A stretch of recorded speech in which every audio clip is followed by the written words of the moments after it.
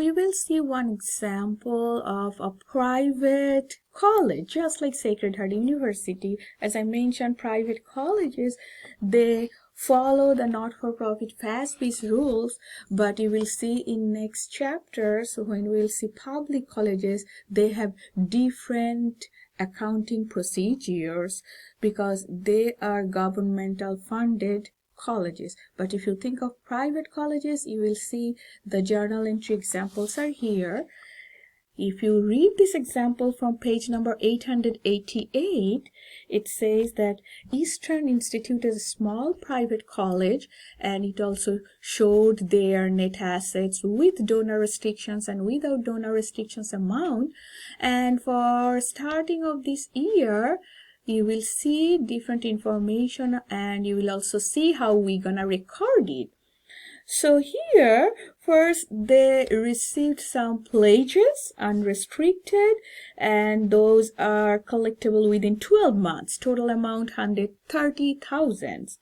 And at the same time, you will see they received some contributions, but it has some permanent restrictions related contributions, so it will go to permanent endowment. So these cash contributions are with permanent restrictions, or these contributions are with donor restrictions. Now, how you will record it?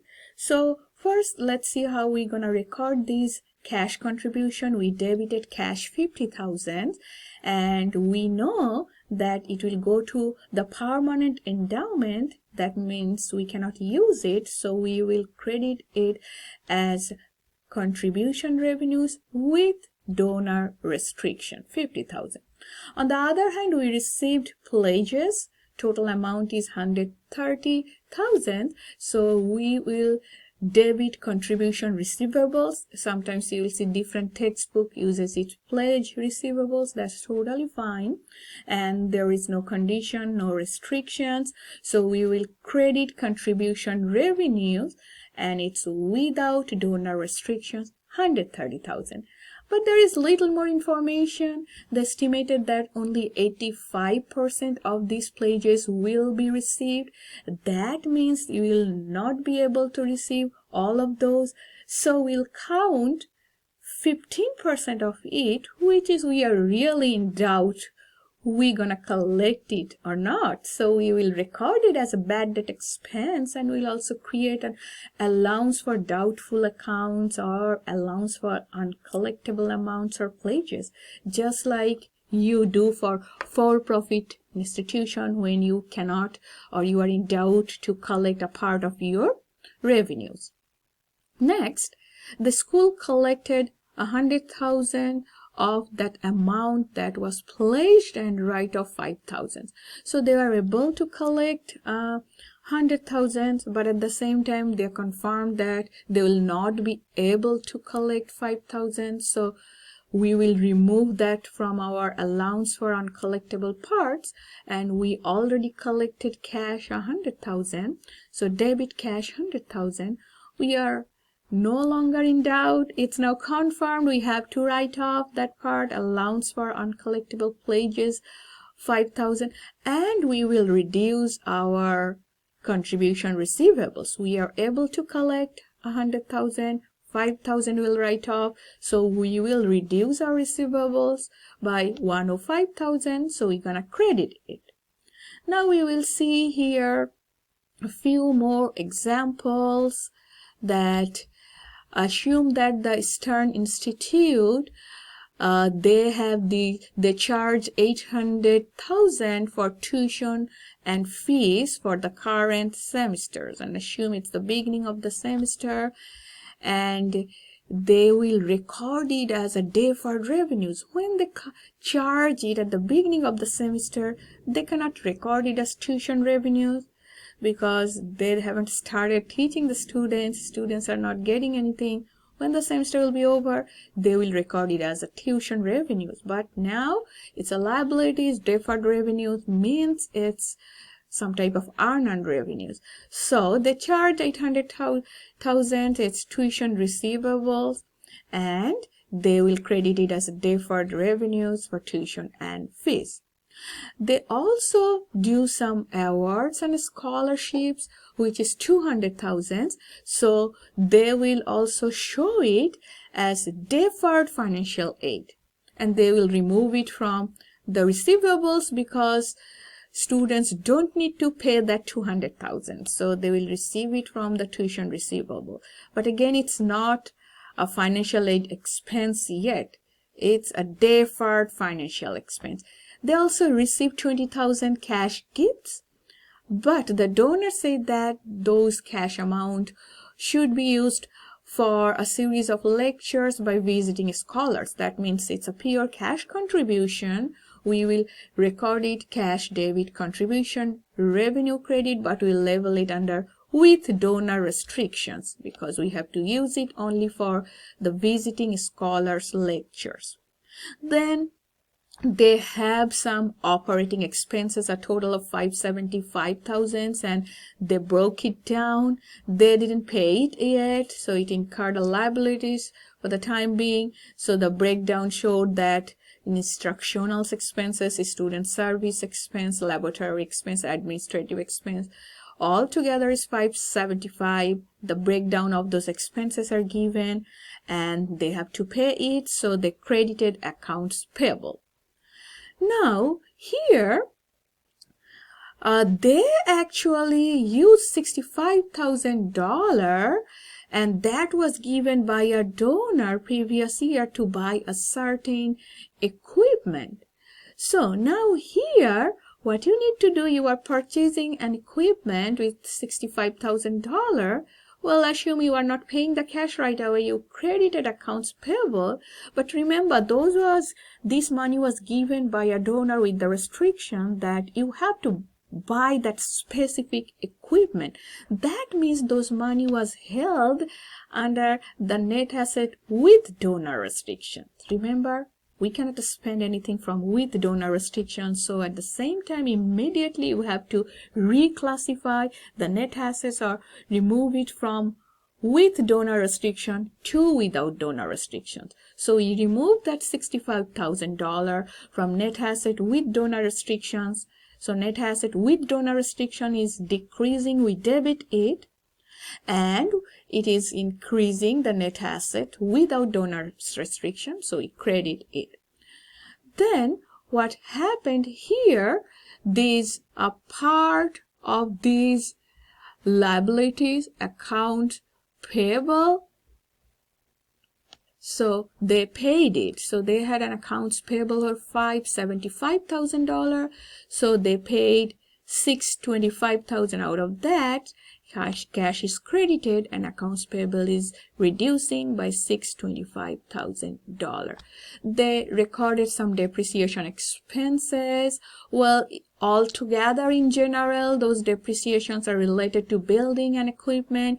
Maybe some rooms are used for classroom purposes, some for faculty research or administrative staff. So they also classify or break down those building and equipment depreciations, and they showed it into different categories, depreciation expenses, and they also credited accumulated depreciation. So you see depreciation journal entries pretty much what you are familiar with for profit businesses.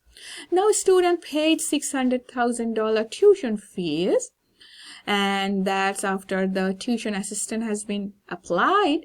Later a few students withdrew from the school and they have to do a refund of $18,000, and rest of the students completed the semester. Now semester is over. Remember, they had a deferred tuition revenue. Now semester is over, student got their services. Now they have to record the tuition revenues. They have to remove that deferred revenues, and we will also do the adjustments for financial aid. At the same time, some students withdrew, so we have to return their revenue. So it's kind of sales return, and financial aid you could think of kind of sales discount. Now let's see these all these recording. So they received cash from the students, so we debited cash and it's no longer receivable, so we removed tuition receivables. Now remember, initially we recorded the entire amount what we charged as deferred revenues.